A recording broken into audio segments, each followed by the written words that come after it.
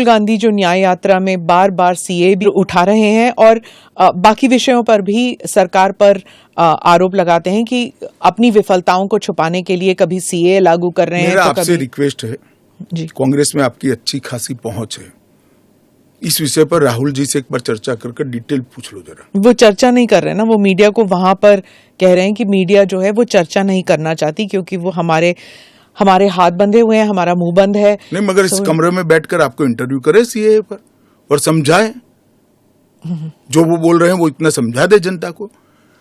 राजनीति के अंदर आपके निर्णय को जस्टिफाई करने की जिम्मेदारी आपकी होती है। जैसे मेरी सरकार का फैसला ऐसी है, इसके बारे में मेरी पार्टी के तर्क, मेरी गवर्नमेंट के तर्क और क्यों ये देश के हित में है मुझे समझाना पड़ता है। जरा राहुल गांधी जी आपके इसी कमरे में आकर देश को समझा दे कि क्यों विरोध में है। आप कहते हैं कि ये राजनीतिक नहीं है, लेकिन आपके जो राजनीतिक स्पीचेस हैं तेलंगाना में, आपने कहा जब आप अपने वायदे गिनते हैं कि ये वायदे हमने पूरे किए, तो सीए भी उसमें है, तो इसमें राजनीतिक कहां से हो गया? तो फिर आपके तो हमारा एक वादा था कि देश के अर्थतंत्र को सुधारेंगे, तो क्या अर्थतंत्र मत सुधारो, पॉलिटिक्स कर रहे हो। फिर राजनीतिक कहां से हो गया? हम मानते हैं सीए देश के हित में है, इनका अधिकार है इसलिए हमने दिया है। पॉलिटिक्स कहां से? वो भी कहना देना चाहिए। अगर राजनीतिक फायदा है तो उनको कौन रोक रहा है? ओवैसी साहब पे आ जाती हूँ, जो आपके हमेशा ही स्पीक्स अगेंस्ट यू, तो उनके बारे में वो खुलकर ही कह रहे हैं कि ये एंटी मुस्लिम है। क्या तर्क है आपका? एंटी मुस्लिम कैसे है?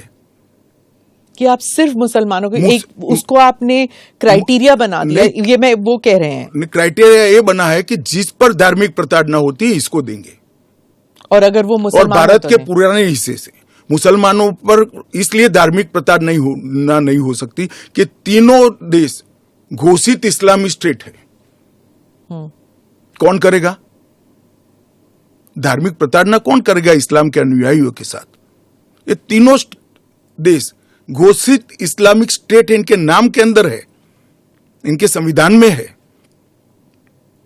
पर मैं फिर से वही पूछूंगी कि अगर आप ईसाइयों को दे सकते हैं, अगर आप पारसीज को दे सकते हैं जो इस्लामिक नहीं है, और अगर उन पर हो रहा है, तो फिर आप why can't you give it मुसलमानों को क्यों नहीं? देखिए, ऐसे तो फिर दुनिया भर से देश में जो आए सबको नागरिकता दे। तो अमेरिका तो करता है ना, सबको ले हम भी करते हैं, अप्लाई करे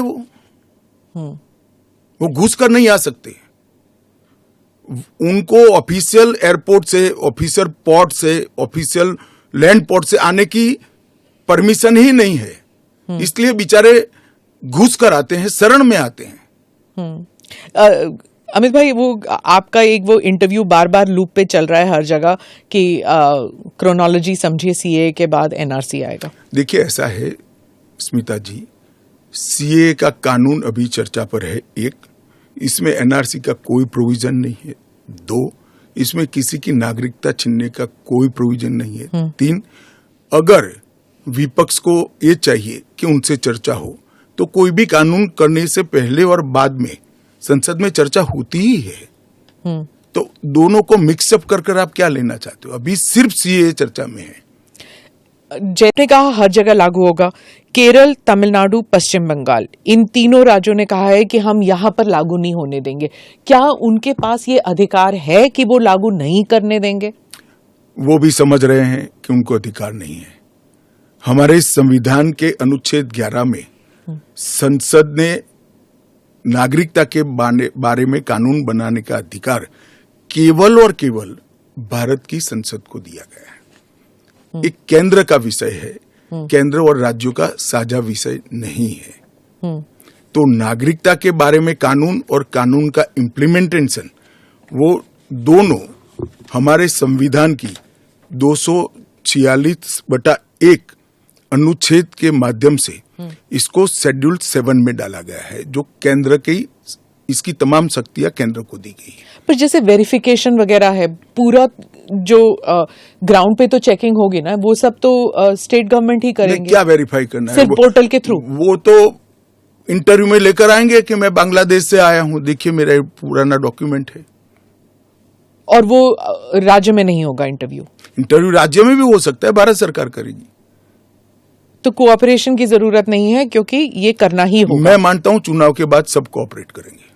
ये पॉलिटिक्स के लिए गलत प्रचार कर रहे हैं, एपीसमेंट की पॉलिटिक्स। और क्या यहाँ मतलब बांग्लादेश, अफगानिस्तान, पाकिस्तान के जो शरणार्थी हैं, क्या वो तमिलनाडु में गए हैं? वहां पर मतलब स्टालिन इसको इतना बड़ा भाई मैं कोई पॉसिबिलिटी छोड़ना नहीं चाहता। हाँ। एक भी है तो उसको नागरिकता देंगे।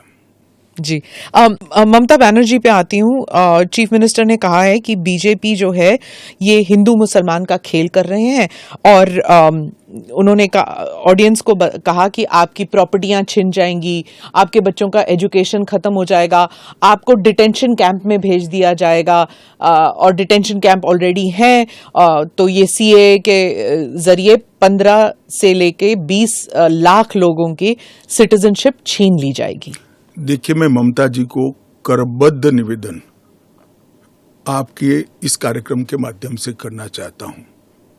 पॉलिटिक्स करने के हजारों मंच है। प्लीज बांग्लादेश से आए हुए बंगाली हिंदुओं का हित मत करिए।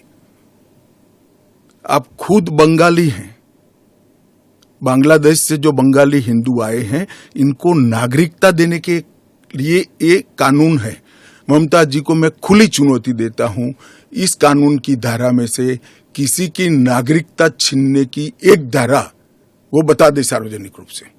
वो खौफ पैदा कर रही है, हिंदू और मुसलमानों के बीच में विखवाद कराना चाहती है, अपनी वोट बैंक का कंसोलिडेशन करना चाहती है। ममता जी, इसको मत रोकिए। करने जैसा काम है, घुसपैठ रोकिए। नहीं रोक रही है वो नहीं कर रही, आप हमें कोऑपरेट नहीं कर रही। आसाम में कंप्लीट घुसपैठ रोक गया, क्योंकि वहां भारतीय जनता पार्टी का शासन है। किस तादाद तक घुसपैठ हुआ है और कब से हो रहा है? देखिए, इसके अधिकृत आंकड़े जब तक राज्य सरकार कोऑपरेट न करे, ढूंढना बहुत दिक्कत होती है, क्योंकि कलेक्टर के हाथ में पूरा मसला। और आपके आलोचक के जो कमेंट्स हैं उनको पढ़ती हूँ, और आप बताइए। जो दिल्ली के चीफ मिनिस्टर हैं वो कहते हैं, वो सवाल उठा रहे हैं। उन्होंने कहा कि ये जो अंधाधुंध लोग आएंगे, बीजेपी उन्हें नागरिकता देगी, उससे थेफ्ट, रॉबरीज, रेप बढ़ जाएगा।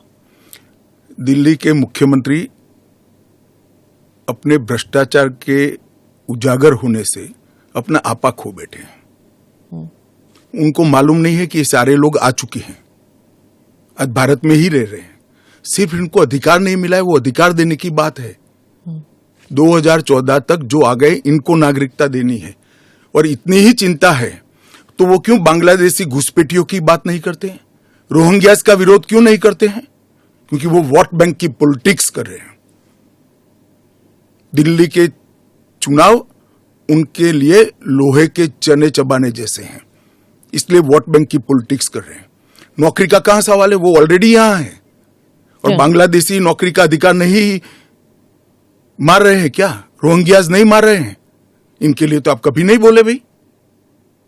सिर्फ जो हिंदू शरणार्थी आए हैं, जो बौद्ध शरणार्थी आए, जो जैन, पारसी और क्रिश्चियन शरणार्थी, इसी का विरोध कर रहे हैं। वो यही कह रहे हैं कि आप अपने नागरिकों को नौकरी नहीं दे पा रहे हैं, और इनको आप स्मिता जी, वो पार्टीशन के बैकग्राउंड को भूल गई हैं। शायद उनको जो निराश्रित आए थे, जो रेफ्यूजीज आए थे, इनके परिवार के साथ एक चाय पीनी चाहिए। अरबों खरबों रुपए की संपत्ति छोड़कर रेफ्यूजी बनकर यहां आए थे, दिल्ली के बाजार में सब्जियों की दुकान लगाई थी। मोदी जी ने विभाजन की विभीषिका का दिन मनाकर उसको हिस्ट्री का हिस्सा बनाया है। इन लोगों के मन में संवेदना नहीं है, वो समझते नहीं है। वहां धर्म के आधार पर इनके परिवार की महिलाओं का गौरव छीना जाए, अपमानित किया जाए, क्या करेंगे वो? इनकी वेदना हम भी नहीं सुनेंगे। 50 में आ गए, 60 में आ गए, 70 में आ गए, 80 में आ गए, आज भी नागरिकता नहीं है। बच्चों को अस्पताल में दाखला नहीं मिलता है, ढंग की नौकरी नहीं मिलती है, छुट भैया नौकरी करते हैं, अपने नाम से प्रॉपर्टी नहीं ले सकते हैं, मतदान नहीं कर सकते हैं। क्यों? क्या गुनाह है उनका? विभाजन का फैसला उन्होंने नहीं किया था, कांग्रेस पार्टी ने किया था। और उस वक्त सब ने कहा था कि जो आएंगे उसको हम नागरिकता देंगे। अब अपने वादे से मुकर जाना, मैं मानता हूं कि हमें तो कम से कम मंजूर नहीं है। इनकी संवेदनाओं को भारतीय जनता पार्टी भी महसूस करती है, इस देश के प्रधानमंत्री भी महसूस करते हैं, और हम मानते हैं कि इनकी ये 75 साल की वेदनाओं का अंत कभी न कभी आना चाहिए और ये चुनाव के पहले आ जाए वो ठीक है।